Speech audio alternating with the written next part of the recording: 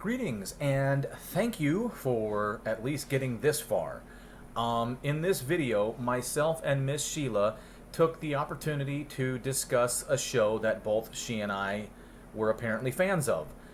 There's no actual measurement of who was a bigger fan or anything of that nature, but we both had an opportunity to nerd out and geek out and talk about Supernatural. Spoiler alert, if you're just watching it for the first time, if you're just now binge watching it and you're not all the way through, stop, because we are going to discuss some things that can be considered spoilers. Well, no, they are spoilers, so stop. As fun as it was, we may have to continue the conversation because unfortunately I was on a bit of a tight timeline, a tight schedule, and tragically I just didn't feel that it would be appropriate to tell her, but I had to go to the bathroom really bad. So hopefully you'll enjoy the video. And if you are a fan of Supernatural and you want to get involved and you want to geek out, nerd out, get meta, whatever the case may be, by all means. There's plenty of us out there. And I talk about anything and everything other than Supernatural. But for today, we're talking about Supernatural. So please enjoy. One. Did you hear that on your end?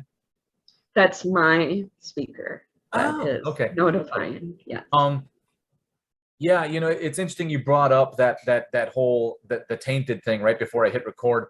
Um, I'll give you my quick little backstory as quickly as I can. I was a big fan of Smallville, so I remember Jensen on Smallville. I also was a fan of Gilmore Girls because, well, you know, what is the actress's name? But she was hot, probably still hot. The mom Who? Yeah, or the kid? Lauren Graham. Lauren Graham. No, not the kid.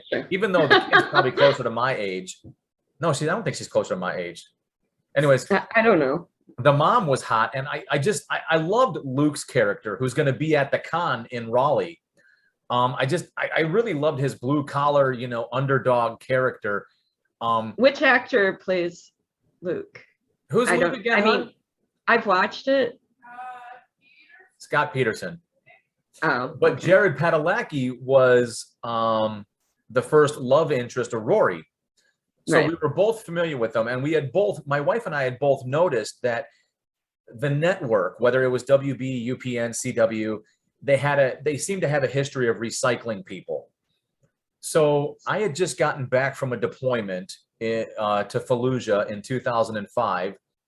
Smallville had just finished the 4th season, and I had this brand new daughter. I'd only been married about a year, and this show starring these two guys recycling people, talking about road tripping around the US fighting monsters. It had a catchy hook, so my wife and I followed it ever since the pilot in 2005. We stuck with it. And I'll tell you, to kind of cap this off and turn it back over to you, it was with us for several moves. Just to give you an idea, we went from Jacksonville, North Carolina, up to Chapel Hill for a few months, then to Columbus, Ohio, and then I came back out here to Jacksonville. She went to Chicago. Then we reunited in Jacksonville. Then we moved to Garner. Then we moved back to Jacksonville, and then we bought our permanent home. I mean, we moved at least 10 or more times, and we always had Supernatural. Shows would start, they would end, like Grimm, Sleepy Hollow. For 15 plus years, we had Supernatural and the story and the brothers. And I feel like it could have kept going, but I also understand that, there was a grind. But for me, it was a constant. It was always there. It was good story. It was good television. I don't know. I thoroughly enjoyed it. I didn't get the same angle out of it that a lot of the female fans do. I wasn't like, oh, Jared, oh, Jensen. That wasn't, to me, it was a great story. And I'm on a couple of fan pages, and it's heavily dominated by women. And it's like, am I in the wrong place? But yeah, I love the show, and I could totally geek out about it. Yeah, I mean, I don't remember exactly what year I started watching it, but it was within the first 5 for sure. I didn't start it during the pilot season, and it's probably good because that first season wasn't really that great to me. And so if I hadn't been able to kind of binge it and get to the second season pretty fast, I don't think that I would have liked it quite as much. But I I really started liking it the second season as it picked up. There were a lot of shit. Come on, there's a lot of shitty episodes that first season, like Wendigo and like I love the I bugs love and the first season. The first season whatever. was great. There's so many bad episodes like that are super cheesy, and like there are It some was good the first episodes too. season. There's some good episodes too. Well, yeah, that's why I stuck with it. But that's Is how you because get to like I wanted appreciate to the later see. seasons. Right, exactly. But I'm not gonna like blow smoke up its ass and be like, this is the best first season I've ever seen in my whole life. There are plenty of shows that have better first seasons, and that one was not the best. But Oh, like you're not by a killing me. landslide. Not by a landslide. You're killing me. Come on, come on. The fifth season, hands down, is one of the best, like episode for episode seasons of television of anything that's ever come out. Like almost every season of a show has like laggy shit. Like there's very few shows that kind of like keep up the pace Well, you know the throughout, backstory of it, right? especially if they're that long, and especially if they're on network kind of television or whatever. You know the backstory, right? I probably, if Eric you're just Kripke talking only about had Eric Kripke ending he the only fifth had the season 5 seasons. and that intending being the end, yes, I know Yeah. all of. Yes, absolutely. Okay. But my point being is that comparing like other seasons to like that fifth season, it was just stockpiled with, and I only really realized it when I have this friend who really hates binging shows and really was not into the idea of watching Supernatural, and she really wanted to know how many episodes she could skip and just kind of get the best episodes to kind of like get the overall story and then sort of make her decision. And I realized when I got to season 5, I was like, oh my God, this episode's amazing. Oh my God, this episode. Oh my God, this episode's amazing. Like, I was like, you got to watch the whole damn thing. It's so good. And it was like, as I was going through that, I was like, holy crap, I don't think there's many seasons of TV that are this entertaining. So at first, my wife didn't like, I think it's season 7, Leviathan. And then after we've binged watched it a couple times, because we binged watched it to get ready for the final season. So we watched the first 14 seasons to get ready for the final season. And then after it ultimately concluded, and we had that big long COVID break, we watched it again. And she found season 7 to it grew on her. It got better. A couple of things I wasn't necessarily, I don't want to say thrilled with. I don't want to use heavier emotions, but like the Antichrist kid, I think from season 4, late season 4, maybe season 5. I had to look him up. The kid that was half human, half demon. Yeah, I enjoyed that episode. I mean, it was kind of that story was that story was one and done. They built it up like he was going to be this big pivotal figure, and then he was one and done. Castiel being kind of I want to say that there was supposed to be a significant event, but as the story progresses in the later seasons, Castiel's like lack of mojo was kind of like, dude, you're an angel, man. I mean, anyways. I was not really thrilled with the direction they took Mary with her whole, I can't be around my boys. I thought I mean, there were moments that were not amazing. I would say that of almost every show that I've watched, where there's moments that are episodes. I think the episodes that irritate me the most in Supernatural, like like as you get further in the series, were, I think it was the first half of I think it was the first half of the Leviathan season, but the episodes where they kept having the flashbacks of, I mean, the ones with Dean in Purgatory didn't annoy me quite as much, but the ones with Sam with what's her name? Was it Amelia or whatever?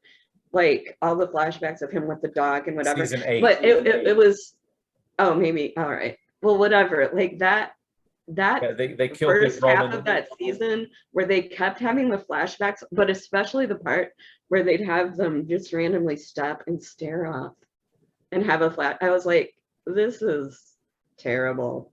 This is just terrible. But then there would be great episodes amidst everything, you know, like Yeah, different meta episodes and different that really were highly entertaining. And once that first laggy half of the thing and they stopped doing the flashbacks, then I was like, all right, now we're in a groove and it's entertaining. I love the story of the Knights of Hell. I love the First Blade concept. I love the whole Wizard of Oz concept. I love the Men of Letters idea. I love the Frankenstein storyline. Even the alternate worlds, the multiverse of Oh, like what I want to say about the multiverse stuff is like that really sort of caught me and took me by surprise. I thought it was really cool, but it also came at a time where I was watching the show with a lot more skepticism. And I was like, what could they possibly do that's fresh and new? We've been doing Angels for a while and it's kind of getting meh. And then they start doing these multiverse things, and I was like, well, this is kind of interesting. And I found that to be really kind of fun. Are you a religious person before I go any further? No, I'm an atheist. Okay. Well, I actually call myself an apatheist. Like, I don't care. And I don't care to argue that there isn't a God either. I'm just like, I don't care about I religion. love their approach to the concept. I loved their approach to God, Amara, the angels, and then the multiverse thing. I really enjoyed that. I didn't like the killing of Bobby Singer. I really didn't like the killing of Charlie. I mean, I see how it helped the stories. Just, I hate to say it, but you get attached to these figures. I was not entirely thrilled with how they got rid of Mary, how it was very haphazardly. And then, of course, the ending. I've heard a lot of comments. I've seen a lot of people put their stuff out on YouTube. Even Rob Benedict talked about it. And it's this concept of plot armor, where when Chuck was in charge, he could protect the boys because they were his favorite characters in his story on whatever number of Earth they were on. So that's why the boys were relatively invincible. I get the concept. I understand it and I appreciate it. I just don't think that the way in which Dean died was appropriate to the character in spite of the plot armor. I get the dialogue. I get the need to have that monologue between the brothers, little flashes back to the season 1. I understand the desire for that. I just feel as though the method behind Dean's death was, are you fucking kidding me? Well, so before we get into like the end and like talking about the death, like I think there's two things for me. One is I think the idea of plot armor goes deeper than that idea. Like it's not just protecting them from death. Like it's a lot more than that. It's like that things come super easy to them. Like this old car from the 1960s never fucking breaks down and just starts up by like retrying it. Or that they're able to pick locks with anything and it's super easy. But lock picking, it's not that fucking easy. No. Or stuff like that, you know, like the idea that everything they do, that they're able to do really quickly and easily as these main characters in a story in terms of writing episodes and like not even just fantasy, but all fiction in this like meta idea. You don't want to sit there and watch them struggle with a lock for 20 minutes, right? You need them to open the lock really fast so that it can move forward. And that's what plot armor is. Plot armor isn't just about protecting their lives. It's about, hey, there's only a certain amount of time that people can attend to them getting these tasks done. You don't want them to spend time on crappy little tasks, like Dean getting his cavity and getting his tooth fixed and stuff like that. You need the story to keep moving forward and get to the action. And then the action needs to last a certain amount of time. And side characters can get hurt, tie off, or whatever, but the main characters can only be hurt or temporarily get killed off or whatever, but they get to keep coming back. And they have this plot armor that makes everything they do easier, different, and also more epic, right? So if they do die, it's always in this massive, heroic blaze of glory type of fashion, saving the world, because they're the main characters and everything they do is so fucking important. I hear you. I do. I guess from an emotional standpoint, after 15 plus years of watching the show, if you were going to write a death scene for Dean of all characters, right? I mean, if you ever binge watch the show, and you pay attention to, which you probably do from your academic and professional background, you can see a very stark contrast between Sam and Dean as far as how they're written, as far as who's committed to the mission and who's always been kind of like, meh. So my wife and I had a discussion about that too. Like, no, Sam should have been the one to die. He's always been the one that's been like, man, I want to go do my own thing. And Dean's always been dedicated to the mission. And I'm sure you could have fun with that. I disagree with Dean's death scene. Like, oh, doop, there's some rebar. I tripped, I fell there, I'm dead.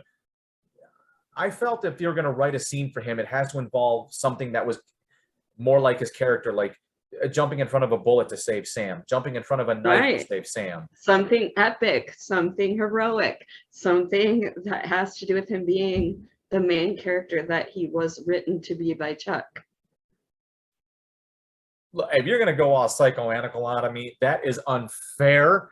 And you're just I'm not. I'm just saying like that was kind of what when their Supernatural has gone meta many times, making fun of itself, going very tongue-in-cheek about like, hey, we're self-aware that parts of our story are ridiculous. And we're gonna hang a lantern on that and call ourselves out for the parts of our story that obviously are ridiculous. That these guys can pick locks so easy that they can, and even like the breaking the fourth wall episodes and stuff like that. Like they make fun of it. They make fun of themselves, you know. And to me, like if after that whole season, Dean had gone out as Mr. Epic hero that he was always written to be, I would have been like, oh. So you enjoyed the death scene? I didn't enjoy the death scene, but I wasn't expecting to enjoy the death scene. And then that is the second point I was going to make about how I feel about endings of a series. Okay, so in my whole life, and I've been watching TV for well over 40 years now, right? And I have seen a lot of series finales in my life. I'm not even going to say how many because I don't know how many series finales I've seen. But I can only tell you of maybe not even a handful. Like I can count it on one hand for sure. How many have been like, oh, that was amazing to me. Because inherently, when a show that you really love ends, it's probably going to be sad, disappointing, and whatever. And it's really hard, especially when a show is good, to live up to the hype of everything that has happened. And the longer a show goes on, I think the harder it is to live up to the hype of the show. And so Like, honestly, I was not expecting Supernatural to have like one of my count on my hands endings, and it didn't have Right. one of my count on my hands endings, you know. And like I said, there's only really a few. And like the one that comes to mind, like right like this, is 6 Feet Under. Never saw Not a it. lot of people have watched that whole show, but it was on HBO. It went exactly 5 seasons. The guy, Alan Ball, wrote it, and he had planned out the ending from the beginning. And he had ended it exactly how he wanted to.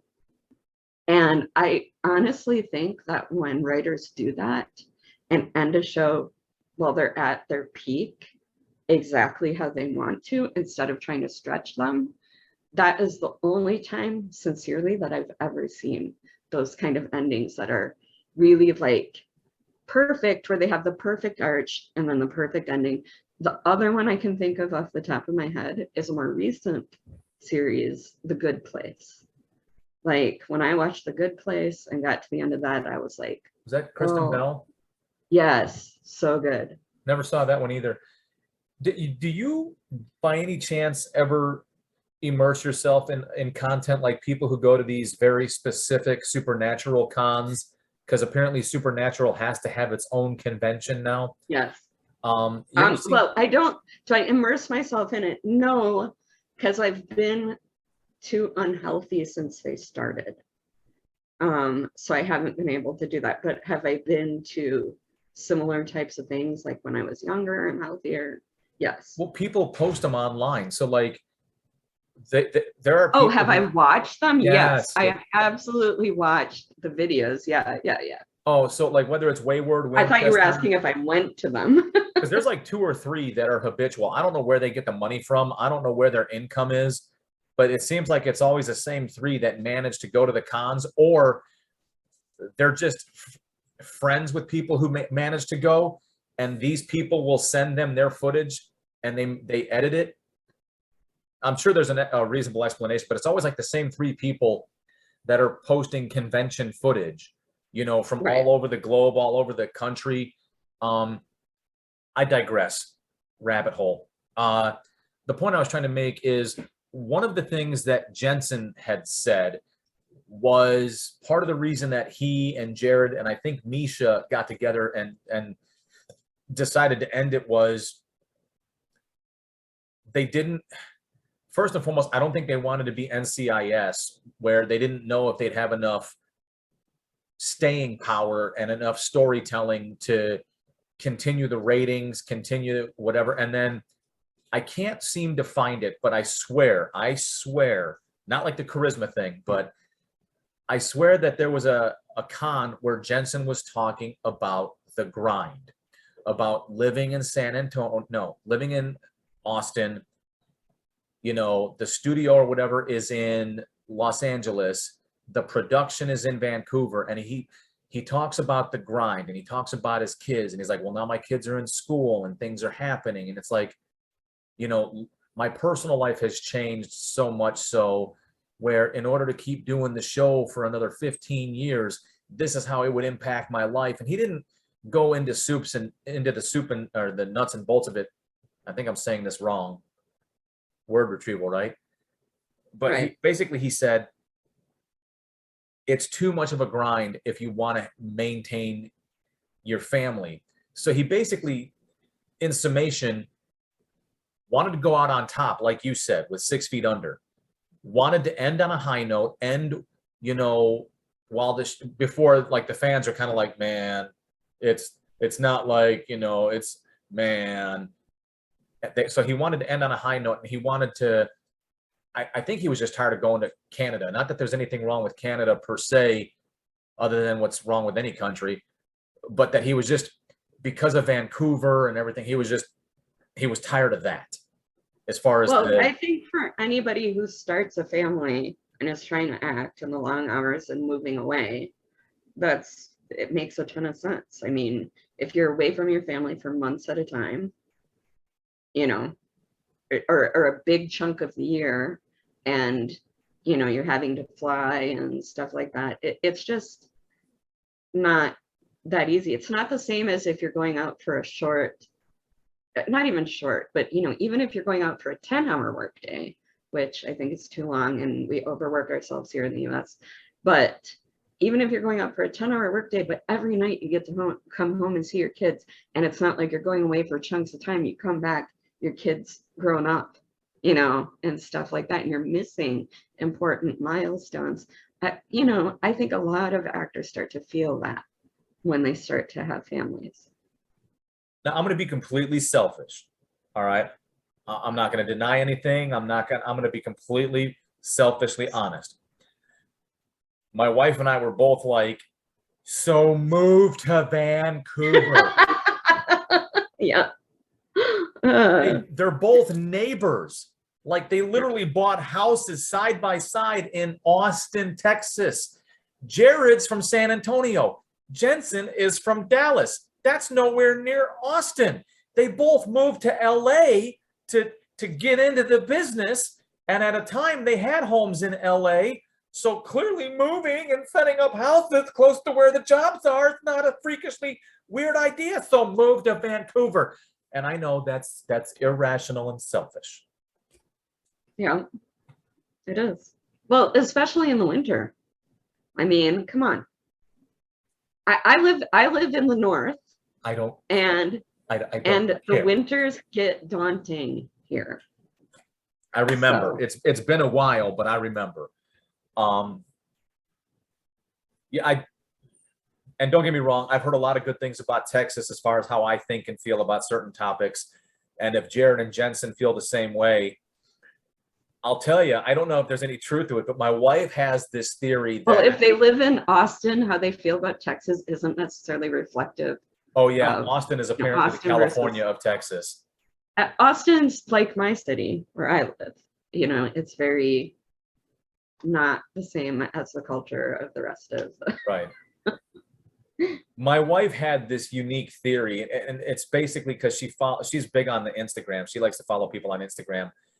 She seems to think that Jared may have been the one to approach the idea of ending the show because of his wife. That Jen may have been pushing an agenda, or Jen may have been pushing something based on what she sees on Instagram. And because I've had, with my line of work, I do happen to have some free time while I wait for customers. And we don't have a lot of physical work to do. So I'll put on YouTube while I'm waiting for customers to come in, and I'll be able to catch some of the con footage. And I get a completely different impression. I get a completely different impression that Jared was not driving the bus on ending the show, because whether he's had some weird stuff with his money, he had made some comments about needing to, you know, get some income coming back in, which may or may not be why he started Walker as soon as he did. And that he had made comments about, you know, if they were having second thoughts about ending the show, you know, hey, let's come back to the table and talk. So she had that idea. I watched some con footage and I'm like, you know, I don't know if Jared was the one driving the idea behind ending the show. I don't think that he was necessarily either. I also think Jensen and Danielle have their whole production company and that kind of stuff. I think that they were very much ready to move on. Yeah, and I hear that the family business beer company thing is growing. I'd love to actually road trip down there one day just to check it out as a brewer myself, because Jensen got into it from home brewing. He just happens to have a whole lot more money than I do, so he started a brewery, and apparently it's kicking butt. Yeah, I think those guys are generally doing okay, you know, but it just depends on how you're living your life, how much money you need to keep taking on. So yeah, I mean, their finances. I think they're living okay. Their finances are obviously none of my business, but I mean, speaking for myself and my wife, I'm not saying that they're Jeff Bezos / Elon Musk. That's right. Not the point I'm making. But I'm just saying, like, compared to like everyday, ordinary, average working class Americans, they're doing fine. Yeah. We still watch NCIS, even though NCIS is barely a shell of what it used to be. Supernatural is a show that her and I started, as a couple. It was the one thing that we started. I was already into Supernatural. I was already into Angel. We were both kind of sort of into Friends. So when we combined as a couple, married couple, whatever, we were kind of bringing a lot of our individuality into it and trying to find what we can both enjoy. And Supernatural was something that we both enjoyed from the beginning, and it was with us it was with us when we lost our son. It was with us for the birth of all of our children. I mean, it was just, I think I made a video about this, and I don't know how good it was because I have a tendency to rabbit hole. It was a constant, and now that constant is gone. Right. So here's, and you're gonna like accuse me of psychoanalyzing, but I'm just trying to reflect back like some things that you've been saying. It sounds like you just plain and simple didn't want it to end no matter what. And so like, how happy would you have been with any ending that was an ending? You know what I mean? Like, it's just, it doesn't really matter. Like, I don't know if it matters how Dean died or Jared died or what, whatever. Like, whichever one of them died. And I realize I just confused the character name and not actor name, but whatever. How either of them died, Dean or Sam, it wouldn't have mattered, I don't think, for people who didn't want it to end, or who weren't willing to just accept that it was time for it to end. And that includes like that Jensen started having second thoughts before it was ending. So then when he read it, he was like, no. You know what I mean? Like, everybody who just really wasn't ready for it to end didn't like seeing it end. I think for me, and my wife and I have kind of come to the same conclusion. I understand it's the supernatural universe and damn near anything's possible, but the ending was rather final. I mean, Dean died, Sam went on to live a life, and then he died, and then they showed them reuniting in heaven because time passes differently. And what it kind of basically said was, it sent the message that no, 15 years, it is over. And I know there's been talk here and there about maybe, spin-offs, and I think Jensen was talking about like a prequel, like of John and Mary. I really don't know. I really don't know. Will I check it out just for the sake of checking it out? Yes. Have I checked out Walker? Yes. Do I have opinions on Walker? Yes. I haven't watched Walker yet because I didn't like the original, so I'm not really all that optimistic about. Then you might love the new Walker.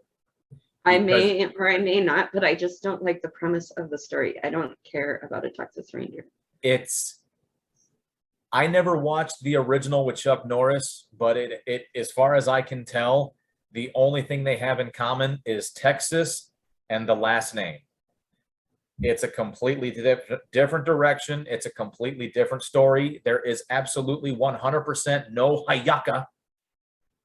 Is there fantasy or sci-fi in it? No. Then I'm just whatever. I gotcha.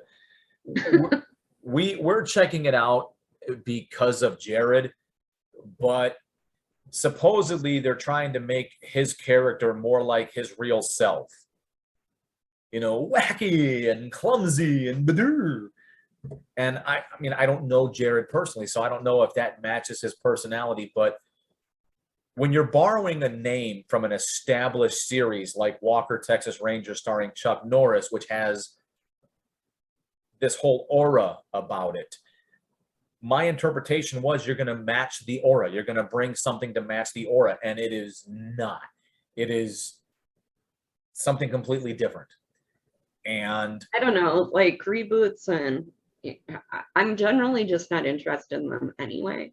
but Yeah. it's like, also I don't know how I could it's handle, also just not my thing. I don't know how I would handle a prequel with John and Mary, depending on who they get to play John and Mary, and how long can you tell the story? Because according to the supernatural verse, they don't really establish how long John and Mary were married before she was pregnant with Dean. We know according to the story, Dean is born in 79 and Sam is born in 83, which actually, no, I think in the story, they're both 2 years younger than their Well, and you got to assume they meet 79 and 83. sometime probably after Vietnam. Right. Yeah. So John's supposed to be a Vietnam vet. So how much of that story could you tell in the form of a prequel? Like my biggest thing was You Smallville. could tell about what, 8 years, 10 years, like max. Well, so my biggest thing was Smallville. I loved Smallville, but I still had some hangups. Smallville should have been 8 seasons where each season was first semester freshman year, second semester freshman year, and then sophomore year, junior year, senior year, and then maybe a little bit of, because Clark, according to the comics, never went to college. Clark graduates high school and he goes on this journey and whatnot, even in Man of Steel with Henry Cavill, which I know it's not supernatural related, but my point being is, unless you're going to take one season and make it half of a year, because I think the goal nowadays is not these short order things. The goal nowadays is like a minimum 10 seasons. And I mean, it depends on what they're being released on, and it depends on, it is actually, I've been watching like some things about shows, and a lot of things say that it's hard to get a third season for a lot of shows. And if you're able to sustain an audience beyond a third season, then it's kind of like, okay, like you're doing really great. But very few shows, like a lot of shows get canceled second season. And it's because this sort of law of attrition, and also there's all these factors that go in. How much does a show cost? What are the salaries of because salaries often keep going up. And then it's the thing that's really changing things, of course, are streaming services. So yes, shows that started before streaming services and built up a following, they might have a slightly different model where they've been able to go on longer. But now that streaming services are really taking over shows, it is a lot harder for shows to make it past the second season. So a lot of shows are not going to be able to plan those kinds of guarantees anymore. Do you think the fandom is strong enough to sustain a prequel, or do you think the fandom could ultimately turn on the concept and be like, no, this isn't our supernatural, it's not even close, it's I mean, well, and here's the problem with, all right, a John and Mary prequel, in terms of, like, a lot of people love supernatural, love the we hunt monsters, the family business, blah blah blah.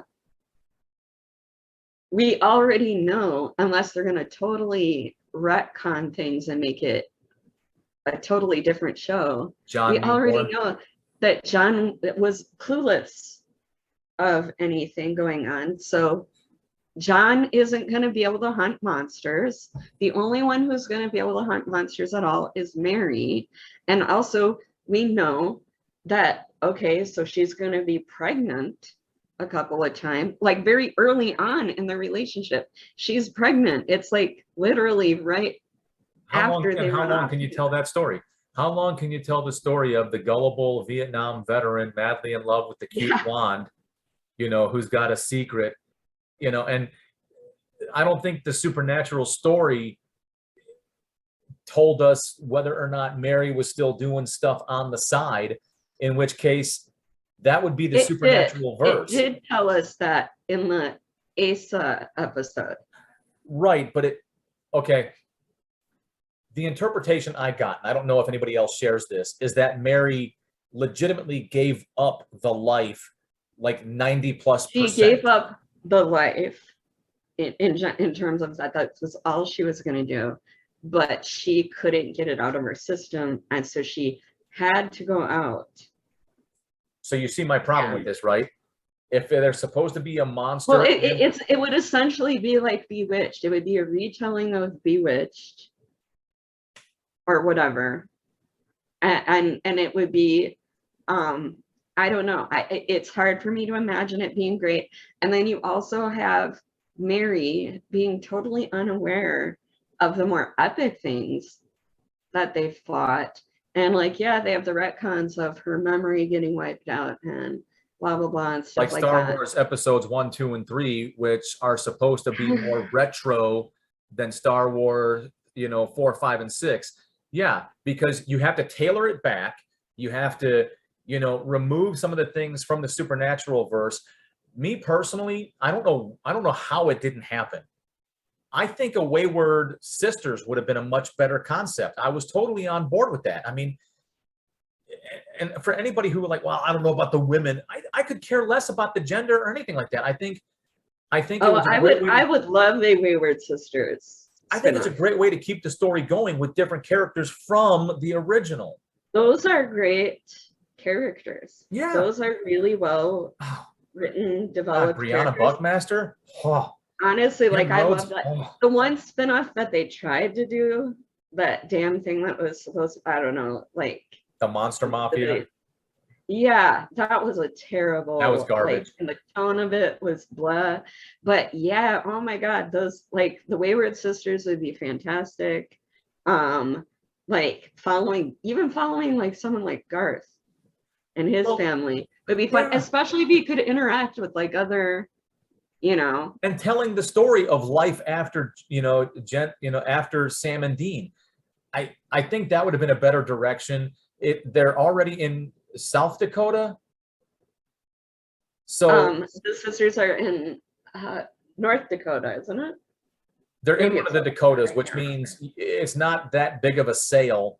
It's almost telling the same story all over again, and you can still do film production in Vancouver. The only difference is whether or not the stars, if once again that's convenient. I don't know where Kim Rhodes is from, so I don't know if it's a commute issue for her.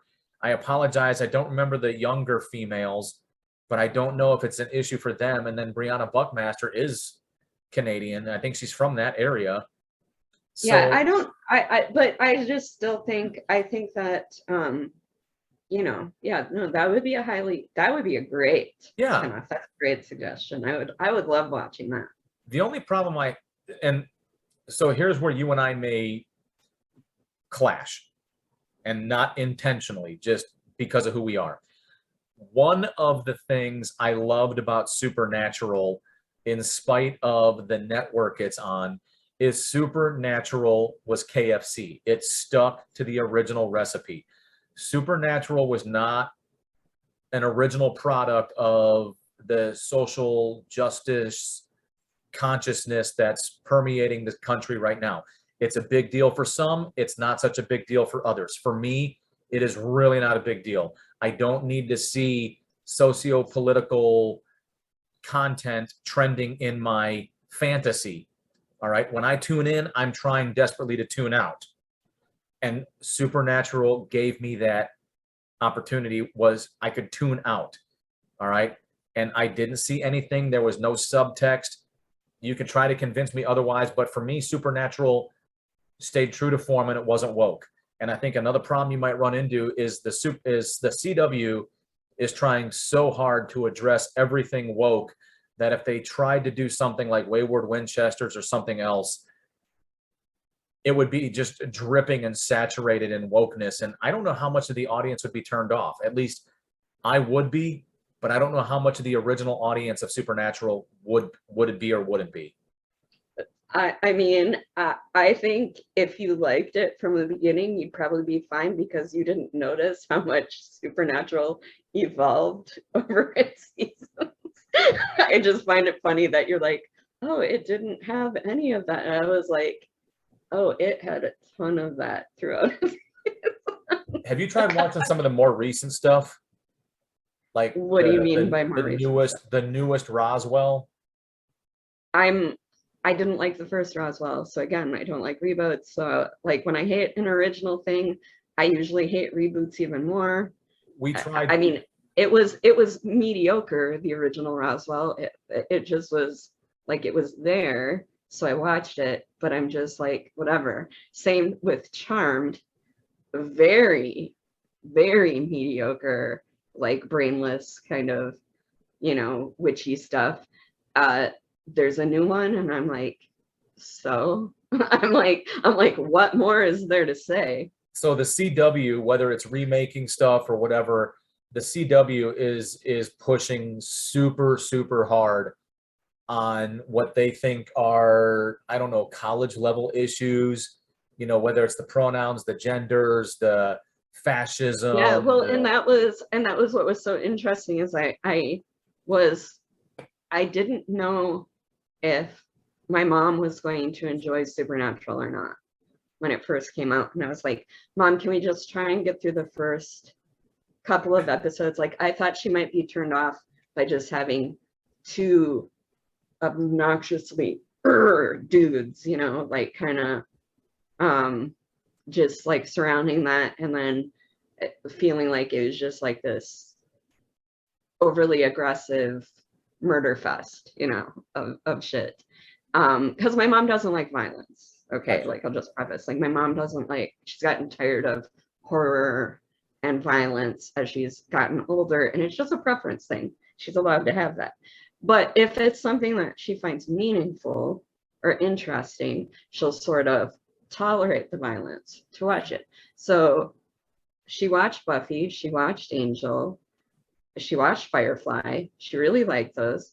And I was like, Mom, I think if you can just get through the first couple of seasons, get into like the later seasons when things get a little more interesting, just if you'll promise me that you'll just give it a chance to like get to the, end of the second season. She loved it after the first season, kind of like how you did. And I was a little bit surprised that she did. I thought she would be turned off by Dean calling every woman he came across a bitch and stuff like that. And like just like some of those kinds of things, like I thought she was gonna sort of like just not like that stuff, but she didn't seem to care. She seemed to enjoy the characters, seemed to enjoy the concept of the story, and didn't seem to like really get too worried about that kind of stuff. And that is why I noticed it, is because I was worried she wouldn't like it. She did end up liking it anyway. She showed it to a bunch of other people who liked it, spread like glitter or other things that people say things spread like. And it was one of these things where like a lot of people that I know have bonded over it, over like really loving Supernatural. A lot of my friends have loved it. But over time, if you notice, Dean starts calling Charlie son of a bitch, or like other types of things, or he he stops calling every woman a bitch over the course of the series. And like the way they say things, Dean says things where he's like, for the ladies or the men, I don't judge, like he very much changes how he says and does things that they're subtle, they're little things, but and they talk about, Dick Cheney's a douche and stuff like that. And they have like little tidbits of things here and there, and they're not huge things, but they have little stuff. But despite all of that, Supernatural does have a huge base of conservative fans who love it. And see, some people, when they watch content, they pay attention to that sort of thing, or they look for it. and I think it's different for everybody. I didn't see those subtle things. What I saw was somebody who was close to my age growing at the appropriate rate over the course of 15 years and changing at the appropriate rate over 15 years. At least that's what I got out of the story. Yeah, I didn't get anything greater. Like a lot of people talked about, oh, it's all about the brotherly love. And I'm like, well, they're brothers. I mean, you know, I always love listening to commentary because it's great to hear other people's perspectives, because it's always kind of fun to listen to how deep and how meta some people get.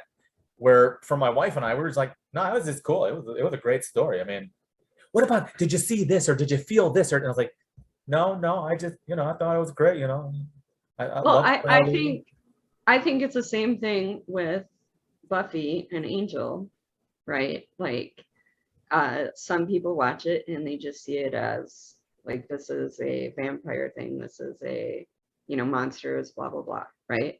And like, I just enjoy it based on the surface stuff. But Joss Whedon weaves in a lot of like meta humor and jokes and references and stuff like that. And there's a lot of clever lines and things like that. If you're not paying attention, you won't catch them. But I remember my mom, or not my mom, sorry. One of my relatives said, if you like Buffy, oh my God, you should watch the Vampire Diaries. You really love the Vampire Diaries.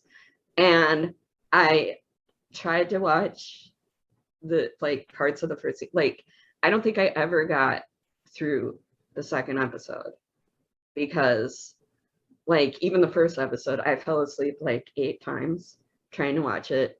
And the second, and I was like, this is terrible. Why in the world would anyone who likes Buffy recommend the Vampire Diaries? And it's for that very reason, because people watch things and they get very different things about it. So clearly the person recommending it to me thought, well, if you like vampires, here's another show with vampires. And I'm like, no, that's not why I liked that show. I only just recently watched Buffy from start to finish, and I may have watched it previously, but couldn't remember anything. I watched the Vampire Diaries when it was on, and quite frankly, half the reason I enjoyed it was Ian Somerhalder, Damien. I have no idea, and I don't care. He was the only character I really liked.